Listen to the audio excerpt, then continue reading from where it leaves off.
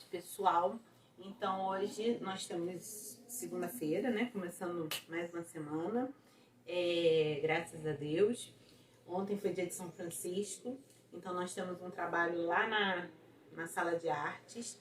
Eu não gravei vídeo, tá explicado na aba de atividades. É um trabalho em homenagem ao dia de São Francisco. E agora nós vamos ter nossa aula de ciências. Na verdade, a gente interrompeu a aula passada justamente na experiência, né? O livro pede para fazer uma experiência com a produção de massa de pão, que é muito parecida com aquela experiência que a gente fez no ciclo do gás carbônico. Na verdade, é praticamente a mesma coisa. A diferença é que a gente aqui ia fazer uma massa com fermento e uma massa sem fermento, para poder ter uma ideia do que acontece. E aí ele vai explicar o que vai acontecer com essa massa que tem o fermento, por quê, e o que é que não tem o fermento, por quê. O que aconteceu? Eu estava olhando no YouTube e eu achei um vídeo de uma experiência que fala sobre a fermentação do pão, que foi produzida pela Unicamp, que é a Universidade de Campinas, uma faculdade renomada no Brasil, né, uma faculdade com uma grande credibilidade. E essa experiência é, assim, muito interessante. Então eu resolvi não gravar a experiência e coloquei para vocês o link dessa experiência da Unicamp, tá? Porque aí vocês vão ter acesso a imagens de um laboratório, né? São pessoas que trabalham numa universidade de biologia, que fazem muitas pesquisas, e eles vão mostrar vários aspectos dessa pesquisa, inclusive a existência do gás carbônico. Então, é uma experiência mais completa, tá? Depois aí vocês vão responder a página 98, depois que assistirem ao vídeo. Claro que eles não vão fazer exatamente como tá mandando aqui, um vidrinho desse, um vidrinho daquele, mas vai dar para vocês fazerem. Vocês vão poder imaginar o que acontece na massa com e sem fermento. Imaginar não, vocês vão ver lá o que acontece com a massa com e sem fermento antes e depois, tá? Não exatamente os 30 minutos, mas vai dar para ver. E vai explicar o que aconteceu com a massa depois de descansar, que eles também explicam lá, e a importância do açúcar também, certo? Depois a gente vai conversar sobre isso. Agora, a gente vai seguir a matéria na página 99, que fala sobre fungos e bactérias na decomposição. A gente, desde que está falando de cadeia alimentar, que está falando da importância dos decompositores, né? Que quando um ser vivo morre, aquela matéria orgânica que fica depositada na terra, ela vai ser decomposta por esses micro-organismos que vão transformá-las novamente em nutrientes, né? Então, o ciclo do cálcio é feito assim, né? Porque ele vai transformar aquela matéria ali que morreu em nutrientes para o solo, que é o adubo que a gente chama, né? Que são os nutrientes para o solo, e a planta vai absorver esses nutrientes voltando para o início da cadeia alimentar. Então, tanto as folhas que caem no chão, as plantas que morrem, os animais que morrem, as pessoas que morrem, né, que são enterradas, elas são decompostas por fungos e bactérias, certo? Como eles estão presentes em todos os ambientes e são seres decompositores em um ecossistema, então eles têm uma importância muito grande. São eles que dão o destino final ao ser vivo que morreu. Se isso não acontecesse, imagina só o caos que ia ser, a quantidade de folhas mortas, de bichos mortos, de pessoas mortas, que não ia acontecer nada, né? Iam ficar corpos se depositando de animais, de pessoas, e folhas, e folhas, e folhas. Não, elas se decompõem, elas se renovam, né? Quer dizer, como se a vida se renovasse em forma de nutriente para aquela terra, certo? O processo de decomposição consiste em quebrar matéria orgânica em nutrientes mais simples e inorgânicos, quer dizer, claro, né? Esses nutrientes, eles não são vida, eles não têm vida, eles são inorgânicos, são nutrientes separados, é o cálcio, são sais, né? São separados. Os organismos utilizam a matéria em decomposição como alimento e liberam os nutrientes para o ambiente, os quais serão aproveitados pelas plantas. Então, é isso que eu estou explicando já desde o começo. A decomposição é um processo importante para o ecossistema, porque permite que a matéria orgânica presente nos organismos seja novamente transformada em componentes mais simples, voltando a fazer parte do ambiente e podendo ser utilizada por outros seres vivos. Então, é muito comum a gente ouvir, principalmente as pessoas mais antigas, falando assim: a natureza é sábia, na natureza nada se perde, tudo se transforma. É exatamente isso, na natureza nada se perde, tudo se transforma.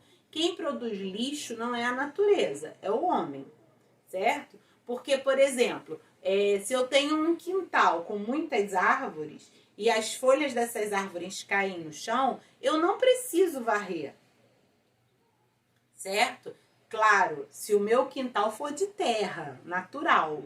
Se esse meu quintal for de azulejo, essas folhas vão ficar depositadas ali e vão levar muito mais tempo para se decompor e vai virar uma sujeira, né? Então, se esse meu quintal for de terra, essas folhas que caem, elas vão cobrir a terra, fazendo com que o solo fique mais fresco, retendo a umidade no solo para essas árvores, e à medida que essas folhas vão se decompondo, elas vão virando nutrientes para essas plantas que estão vivas, né? Então, é um ciclo que não tem perda. Ela está sempre sendo reaproveitada. Então, vamos lá. Sem a existência dos decompositores, a vida na Terra seria impossível, pois a matéria-prima para a formação dos organismos acabaria. Além de ser importante para a reciclagem de nutrientes e a manutenção das cadeias e das teias alimentares, a decomposição evita que seres mortos se acumulem no ambiente. Também já falei isso. Todos os materiais capazes de sofrer decomposição recebem o nome de biodegradáveis.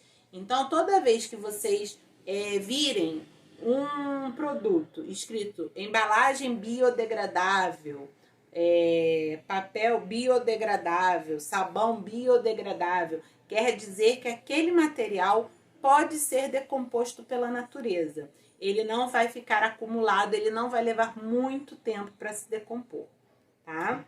O nome biodegradável relaciona-se geralmente aos produtos que se decompõem em um espaço curto de tempo e cuja matéria-prima seja de origem renovável, quer dizer, aquela decomposição vai gerar nutrientes para a terra, né? Ela não vai se decompor e ficar ali como um outro lixo qualquer. Todos os materiais capazes de sofrer decomposição recebem o nome de biodegradáveis, né? Então, já sabemos disso.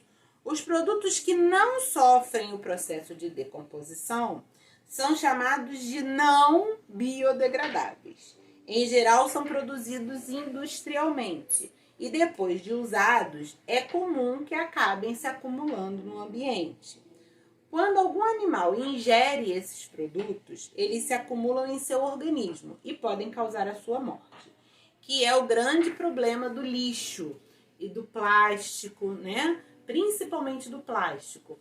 É um problema muito sério. O plástico demora muitos anos para se decompor.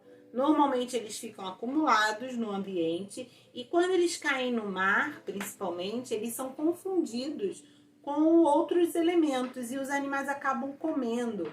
E já se mostrou em vários programas, né?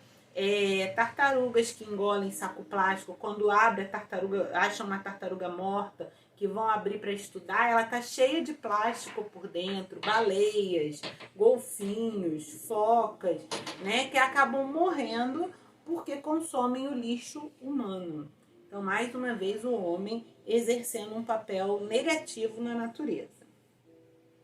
Embora seja passível de degradação, o plástico demanda centenas de anos para se decompor.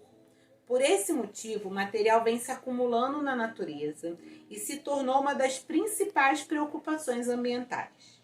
Leia o texto que fala das consequências do plástico jogado nos rios e nos mares para a vida dos seres vivos aquáticos. É exatamente isso que a gente está falando. Então vamos lá. Qual é o impacto das embalagens no meio ambiente? Hoje, 1/3 do lixo doméstico é composto de embalagens. Cerca de 80% das embalagens são descartadas após usadas apenas uma vez. Como nem todas seguem para a reciclagem, este volume ajuda a superlotar os aterros e lixões, exigindo novas áreas para depositarmos o lixo que geramos. Isso quando os resíduos seguem mesmo para o depósito de lixo. No Brasil, aproximadamente 1/5 do lixo é composto de embalagens. São 25 mil toneladas de embalagens que vão parar todos os dias nos depósitos de lixo. 25 mil toneladas por dia. Esse volume encheria mais de 2.000 caminhões de lixo, que colocados um atrás do outro, ocupariam quase 20 quilômetros de estrada. Ou seja, as embalagens, quando consumidas de maneira exagerada e descartadas de maneira regular ou irregular, em lugar de serem encaminhadas para reciclagem, contribuem e muito para o esgotamento de aterros e lixões, dificultam a degradação de outros resíduos, são ingeridos por animais, causando sua morte, poluem a paisagem, causam problemas na rede elétrica, sacolas que se prendem em fios de alta tensão e muitos outros tipos de impacto ambiental menos visíveis ao consumidor final, ou seja, nós, né? Então é aquilo que eu falei para vocês, às vezes a gente não faz ideia do mal que nós estamos causando ao ambiente quando nós estamos consumindo além do necessário ou descartando um material de uma forma errada, certo? Todo esse impacto poderia ser diminuído ou eliminado, basicamente por meio da redução do consumo desnecessário e da correta separação e destinação do lixo. Compramos somente aquilo que é necessário, reutilizamos o que for possível e mandamos para reciclagem materiais recicláveis e para compostagem os resíduos orgânicos. Então essa é a solução. Comprar somente o necessário, né? Reutilizar o que for possível de ser reutilizado, separar o lixo, mandando para reciclagem o que pode ser reciclado e para compostagem o que é orgânico. Essa é a solução. Já está aqui a solução. Só falta política, né? Políticas faltam, na verdade, políticas públicas que favoreçam que isso aconteça para todos. Então, na verdade, o que falta é a gente ter ações governamentais que façam equipes de reciclagem, usinas de reciclagem, coleta seletiva, para que a gente possa separar o nosso lixo em casa e colocar no local adequado, o lixo orgânico, o lixo reciclado, e a partir daí ter um mundo melhor, certo? A gente pode fazer muito, mas a gente precisa também dessas ações governamentais. Aí vocês vão responder essas 3 perguntinhas e depois a gente corrige. Bom, continuando com os micro-organismos, né? Nós vimos lá as bactérias, as cianobactérias, né? Nós vimos lá na frente as algas unicelulares, os fungos unicelulares. Agora a gente vai falar do vírus. O vírus, que é muito conhecido por todos nós, né? Os vírus são os menores micro-organismos conhecidos. Por seu tamanho, eles são visíveis somente ao microscópio eletrônico. Lembra que teve essa pergunta lá na frente? Teve essa pergunta, né? Qual é o micro-organismo que não pode ser visto no microscópio óptico? É o vírus. Ele só é visto no microscópio eletrônico. Eles não possuem estrutura celular. Por isso, precisam precisam viver dentro das células de outros seres vivos para se reproduzirem. Quando isso ocorre, os vírus podem causar doenças chamadas viroses, que nós conhecemos tão bem, né?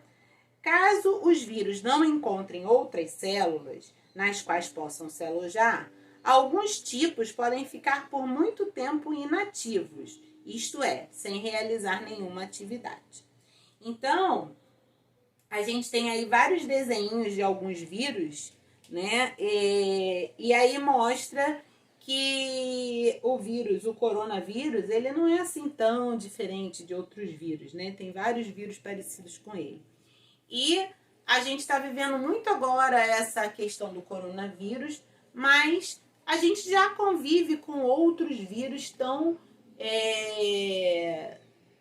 danosos quanto o coronavírus, né? A gente tem aí o caso da dengue, que é um vírus, a chikungunya,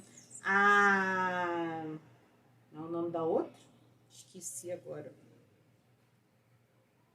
A outra também do mosquito. A AIDS é um vírus, a gripe é um vírus, a catapora, a cachumba, a rubéola, o sarampo, né? Todas essas doenças são causadas por vírus. A gente costuma falar até que tem as viroses infantis, que geralmente dá mais na infância e que as crianças tomam aquele monte de vacinas desde que nascem, para que não tenham viroses, né? E às vezes até tem, mas aí tem com um sintoma mais fraco, não tem com grandes complicações. E a gente está aí em busca de uma vacina, o mundo inteiro em busca de uma vacina agora para o coronavírus. Uma coisa importante que eu queria conversar com vocês sobre isso, da vacina do coronavírus, é que a gente vai precisar ter muita paciência, porque, na verdade, uma vacina, ela demora em média uns 10 anos para ficar pronta, né? Uma vacina boa, testada e tudo mais, ela demora em média uns 10 anos para ficar pronta. E não é porque os cientistas andam muito devagar, não. É porque é necessário tempo para ver quanto aquela substância reage, como reage, por quanto tempo ela é eficiente. Então é necessário todo esse tempo para a gente construir, para que eles possam fazer uma vacina realmente viável. Nesse momento, no mundo, existem mais de 200 projetos de vacina para o coronavírus. E existem 3 vacinas em fase final. E aí isso preocupa muito toda a parte científica do mundo, porque uma vacina feita nesse tempo tão curto, né, de menos de um ano, é uma vacina que oferece pouca segurança. E aí a gente está aí num impasse. Toma vacina e acaba com a pandemia, não toma vacina e fica com a pandemia, né? O que a gente vai fazer? O que a classe científica vai orientar a gente a fazer? Então, assim, só para vocês terem uma ideia, 2 dessas vacinas que estão em teste, elas são feitas à base de RNA, que é uma alteração genética dentro do vírus. E isso, até pouco tempo, era proibido de ser feito. É o mesmo processo dos vegetais transgênicos, né? Que mudam o gene, o DNA. E aí, assim, que efeito isso vai ter no ser humano a longo prazo? Ninguém sabe, porque tem pouco tempo, né? Então, a gente vai ter que ver aí como vão ser essas vacinas, como essas vacinas vão ser aplicadas, para quem elas vão ser destinadas. Então, no outro dia até a Mariana colocou que tem todo mundo tá todo mundo na torcida por uma vacina, mas vacina não é time de futebol. Porque não adianta a gente torcer por uma vacina. A gente precisa saber que uma vacina boa demanda tempo. Então a gente precisa fazer a nossa parte, a gente precisa se cuidar, a gente precisa se proteger, né? Manter a nossa imunidade alta para que a gente possa ter uma boa qualidade de vida até que venha uma vacina realmente boa, certo? Então vamos lá. Aí aqui ele vai mostrar para vocês um bacteriófago invadindo uma bactéria, né? Então o vírus está invadindo a bactéria. E aí ele vai perguntar por que que ele está fazendo isso. Por que que ele precisa da célula de um outro micro-organismo? Então, é justamente como está escrito lá em cima. Eles não possuem uma estrutura celular própria. Então, eles precisam da célula de outro organismo para poder ter alimento, se reproduzirem e tudo mais. Tá? Então, por exemplo, se aqui nessa cadeira que está aqui tiver um vírus do coronavírus, ele não vai se reproduzir. Ele só vai se reproduzir se eu colocar a mão na cadeira, ele vai grudar na minha mão e eu puser a mão na boca, no nariz ou no olho. Que aí ele vai entrar em contato com as minhas células, ele vai entrar na minha célula para se reproduzir, certo? Na cadeira ele não se reproduz, tá? Então vamos lá. As plantas também são parasitadas por vírus. Então, com base no seu conhecimento sobre plantas, reflita. Como pode ocorrer a transmissão de um vírus de uma planta para outra? Eu quero que vocês me falem. O que vocês acham? Depois a gente vai conversar sobre isso. Então, vamos lá. Protozoários. Os protozoários são micro-organismos heterótrofos. Eles habitam praticamente todos os ambientes aquáticos e solos úmidos, sendo vistos, em sua maioria, somente com o auxílio do microscópio. Existem protozoários que vivem junto com alguns animais, em associação que beneficiam tanto os animais quanto os próprios protozoários. Isso acontece no intestino dos cupins, por exemplo, no qual os protozoários se alimentam e digerem a celulose, que é o principal alimento desses animais. Entretanto, há protozoários que são parasitas e podem provocar doenças graves, como a leishmaniose, a doença de Chagas e a malária. O grupo de protozoários é bem diverso. Há protozoários de diferentes formatos e tamanhos. Conheça alguns deles. Então, aqui a gente vê o paramécio, que é o primeiro, né? O paramécio, ele geralmente está presente em poças de água. As amebas, alguém já deve ter falado, desenha uma amebinha, né? A ameba é um protozoário. Aqui a gente tem o tripanossoma em meio às células do sangue. As células vermelhinhas são as do sangue, os tripanossomas são esses outros, tá? E a representação de plasmódio em meio à célula do sangue humano. Então aqui são outros protozoários. Você sabia? Os protozoários ciliados, que têm cílios, são excelentes organismos para serem utilizados como bioindicadores. Então, bioindicadores são seres vivos cuja presença, quantidade e condição de sobrevivência são indicativos biológicos de determinada condição ambiental. Então, isso é um bioindicador.